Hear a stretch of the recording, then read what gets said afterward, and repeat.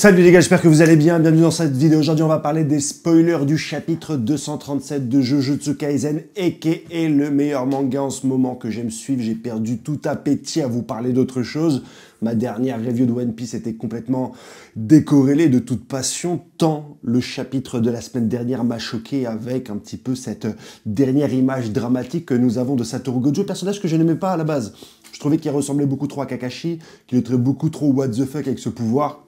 En plus de l'infini, je m'étais pas vraiment attaché à ce personnage et c'est venu petit à petit, notamment quand j'ai lu pour la première fois le flashback et l'amitié qu'il y a entre lui et Seguro Geto et son combat contre Toji, le père de Megumi. Là, je me suis dit, ok, le personnage a finalement quelque chose à raconter et exploiter de la sorte un Deus Ex Machina était quelque chose de malin, d'intéressant. J'étais loin d'anticiper que ce personnage serait mis de côté une première fois avec le fait qu'il était scellé, mais j'ai compris tout de suite l'intérêt d'avoir un petit peu le reste des exorcismes mis face à la vraie dangerosité du monde, sans Gojo. Et là encore, dès sa libération, j'étais loin d'imaginer qu'il perdrait de la sorte. C'est exquis, c'est énorme. La façon, en plus, dont ça a été fait, beaucoup me disent c'est off-screen. Ça ne l'est pas du tout. Cette mise en scène, il l'a fait avec le vieux et le chien, avoir un personnage en plein combat qui retrouve un être cher mort avant lui. C'est une très belle mise en scène, ça vient de Vagabond. Vous savez l'attachement que j'ai pour ce manga Vagabond. Akutami est un fan aussi de Vagabond, il a fait plusieurs fois des références. Yuji qui est en train de baver tant il est concentré. Ce vieux qui rencontre le chien. Et c'était fait pour un personnage pire que secondaire. Il était tertiaire, ce vieux qui affronte dans le flashback Seguro Geto, dans le couloir. Et là, avoir une telle mise en scène pour un personnage principal, c'est unique. Alors pour ceux qui se plaignent parce qu'ils n'ont pas vu le coup final, ok, je peux comprendre, d'accord, t'en es là dans l'appréciation d'un manga, je ne critique pas. Mais sache qu'un jour, tu reliras ça avec maturité, tu te diras, why, quelle écriture. Bon, la suite, parce que c'est pour ça que j'ai fait cette vidéo, bien entendu. Hashima de l'électricité qui vient, je suis pas enthousiaste, je te le dis direct, mais on suit un petit peu la chose. Il est capable de faire son sort inné, qui, je crois que c'était l'électricité, mais là c'est une matière qui le recouvre. Il attaque directement avec ça ce cher Sukuna, mais c'est Urohime qui arrive du ciel sur un gros stalactite géant et qui plus ou moins donne un objet à Sukuna. On ne connaît pas encore la teneur de cet objet, mais dès qu'il le tient, tu te doutes de ce qui va se passer, de ce qui va tomber, et c'est Kinji qui va s'occuper d'Urohime. Donc c'est cool, on commence à voir la répartition et les rôles de chacun. On n'aura pas le rôle de Yuji et Yuta, je pense, parce que Yuji et Yuta doivent affronter Kenjaku. Ils ne peuvent pas tous se manger le bloc Sukuna, et je pense dans la répartition un petit peu des tâches, on a eu, si tu regardes bien, déjà, pendant la track, un combat chacun. Yuji, Megumi, Kinji, Hiro de la foudre, Yuta, chacun a eu l'occasion pendant un combat d'exprimer ses capacités. Je pense que là, c'est le deuxième round et que chacun aura le droit à un combat. Ce que je veux dire, c'est que comme Kinji est en train d'affronter Urohime, il y a de très fortes chances qu'il n'affronte ni Sukuna, ni Kenjaku. Vu le peu de temps qui nous reste pour le développement du manga, chacun aura un combat. C'est même pas dit qu'on ait finalement l'intérieur, parce que bon, Kinji, il arrive directement et il étend son territoire. Et il enferme Urohime, la meuf de glace qui est avec Sukuna, parce que comme je confonds les noms, autant te donner quelques adjectifs qui les définissent. Il la maintient directement dans son territoire pour permettre aux autres élèves de Satoru Gojo de faire leur one-one. Il est à force à parier que Hajime se fasse détruire sa race, mais il tend, avec sa technique, de faire quelques attaques à Sukuna. Il y a deux coups de poing francs qui arrivent à atteindre directement leur cible. Et en recouvrant de sa technique, il arrive à se déformer, à faire des boules de feu. Tu verras, ça c'est bien fait, c'est cool. Mais on est dans un tout autre univers que le combat précédent. Donc tu excuseras mon manque d'enthousiasme pour ce combat. Mais il lui pose des questions quand même intéressantes et qui ont un lien assez important avec le combat. C'est qu'il lui pose des questions, est-ce que tu es né en étant le plus fort, Sukuna, ou est-ce que tu l'es devenu? Est-ce que j'ai besoin, moi, pour devenir plus puissant, d'être plus seul?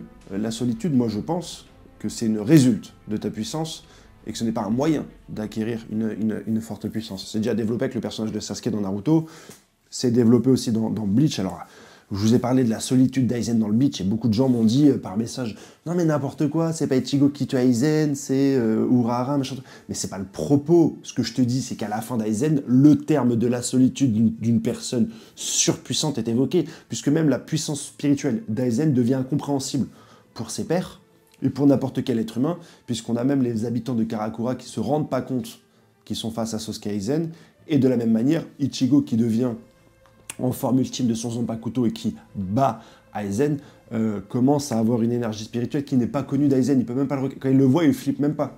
Parce qu'en fait, à un autre niveau.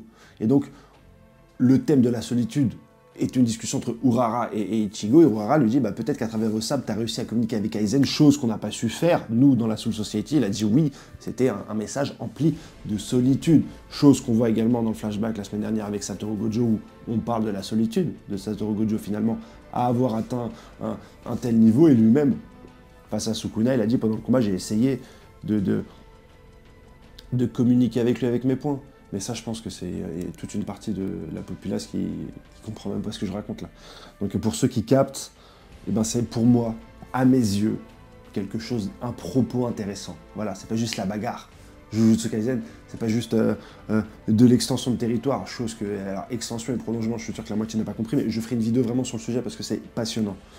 Mais derrière, il y a un propos, c'est ça que j'ai envie de dire un petit peu dans la vidéo d'aujourd'hui.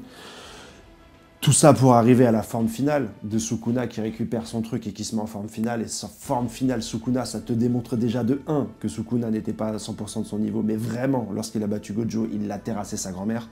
2, ça laisse aucune chance pour ceux qui sont derrière, qui vont arriver derrière Satoru Gojo.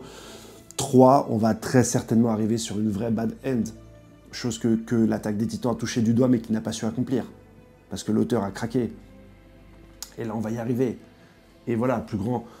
Ça va passer devant peut-être Hunter x Hunter et Vagabond à mes yeux. C'est formidable ce qui est en train de se passer, on est en train de le vivre ensemble. C'est formidable. On va avoir le méchant final qui revient et qui poutre tout le monde. Il me met encore plus la pression que Madara, que lorsque Madara est revenu, parce que je savais que même Madara, en revenant avec les deux Tensei, il allait se faire poutrer, c'était sûr. Parce qu'il y a Naruto, il y a Sasuke, ils sont dans la fleur de l'âge, machin truc, mais c'est pas ce que raconte Jujutsu Kaisen, c'est pas du tout ce que raconte l'auteur, là. Donc ça va être prenant. Prenant. Voilà. Donc, on est au-delà du Sukuna boss ou fraude, Gojo boss ou fraude. Vous allez avoir quelque chose que vous n'avez jamais eu pour une première fois peut-être de votre vie. On va être surpris. Donc, al dente kiffé. Abonnez-vous. Et à la prochaine. Bon, je te referai peut-être une vidéo, mais là, j'ai vraiment bossé sur une grosse vidéo Kali, Gojo vs Sukuna. C'est mon petit plaisir, c'est mon petit sucre. Soyez là pour la partager quand je la sortirai. Mais il y a beaucoup de choses à dire dessus. Beaucoup de choses à dire sur le prolongement du territoire, l'extension du territoire. J'ai juste un spoiler, c'est un des seuls combats, Gojo Sukuna, où on commence par 2 attaques les plus what the fuck. D'habitude, dans tous les combats, on commence par des petites attaques et les 2 antagonistes montent en puissance et à la fin, ils sortent leur Bankai, leur niveau Super Saiyan 4, machin truc, et c'est là qu'ils se finissent. Jujutsu Kaisen, JJ Akutami, il a fait l'inverse. Il y a déjà eu la baston des extensions de territoire. Et une fois que ça a été complètement épuisé, on est parti sur les techniques de plus en plus simples. Bon, et finalement, in fine, ça finit par un violet, machin truc, mais tu comprends le process. Donc c'est hyper intéressant et ça, je vais vous raconter. Allez, bonne journée, kiffez votre mercredi, ciao.